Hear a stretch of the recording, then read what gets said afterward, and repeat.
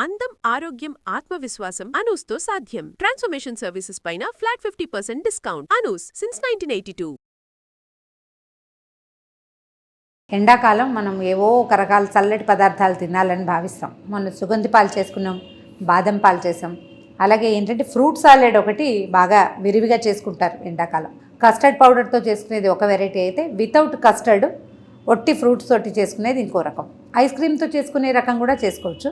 ఇవేంటంటే అన్ని రకాల పళ్ళని కొంచెం స్వీట్గా అయ్యేలాగా ఒక బౌల్లో కలిపెడితే పిల్లలు ఎప్పుడు కావాలంటే అప్పుడు తీసుకుంటే అన్ని ఫ్రూట్స్ హోల్సమ్ ఫుడ్ లాగా అవుతుంది. పూర్తి హెల్తీ. ఇందులో ఏంటంటే స్టవ్ అసలు వాడం. మనం కస్టర్డ్ చేయాలంటే పాలు కస్టర్డ్ ఉడికించాలి. ఇందులో ఏమీ లేదు. అరటిపళ్ళ బేస్ తోటి మనం ఫ్రూట్ సాలెడ్ చేసుకోవచ్చు. బాగుంటుంది, ఇంట్రెస్టింగ్గా. ఒక మిక్సీ జార్లో ఒక 4-5 అరటిపళ్ళని వేసేసి దాంట్లో ఏం చేద్దామంటే ఒక 1/2 కప్పు పాలు పోసి గ్రైండ్ చేసేయాలి.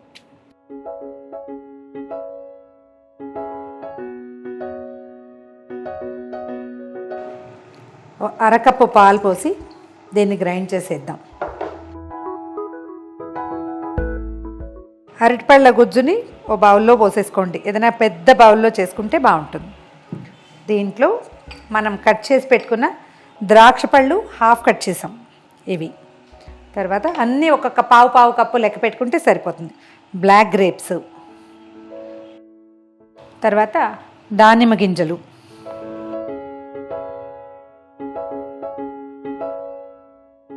ఆపిల్స్. మనం ఎన్ని పళ్ళు ఉంటే అన్ని వేసుకోవచ్చండి. మరీ వాటరీగా ఉండేవి పుచ్చకాయలు అవి కాకుండా ఉంటే బాగుంటుంది. పుచ్చకాయలతో ఏంటంటే మనకి సమస్య. అండ్ చిన్న ముక్కలుగా తరిగిన స్ట్రాబెర్రీస్, రాస్బెర్రీస్ దొరుకుతాయి కదా, అవి వేసుకున్నా కూడా బాగుంటుంది.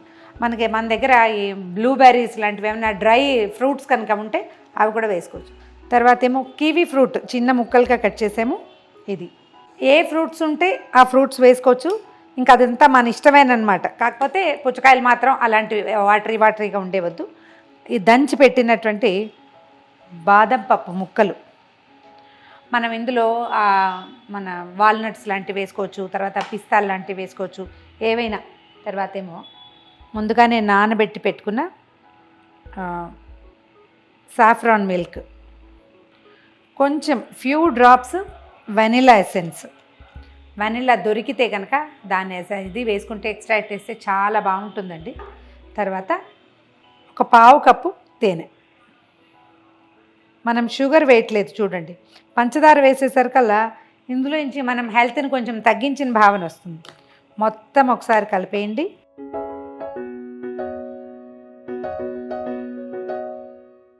దీన్ని ఫ్రిడ్జ్లో పెట్టాలన్న నియమం ఏం లేదు.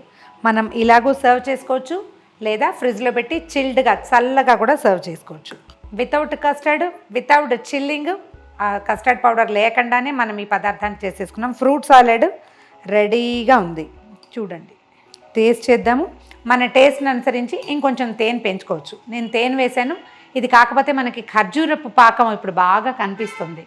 అంటే ఏమన్నారు దాన్ని, పామ్ షుగరు లిక్విడ్ది, డేట్ సిరప్ ఒకటి మనకు బాగా కనిపిస్తుంది. అవి కూడా వాడుకోవచ్చు. ఎందుకంటే ఇది మనం వేడి చేసేది ఏమి ఉండదు కదా. మన టేస్ట్ని అనుసరించి దీన్ని 2 భాగాలు చేసి ఒక సగంలో అది ఒక సగంలో ఇది కలపచ్చు. ఏది బాగా నచ్చితే దాన్ని వాడుకోవచ్చు.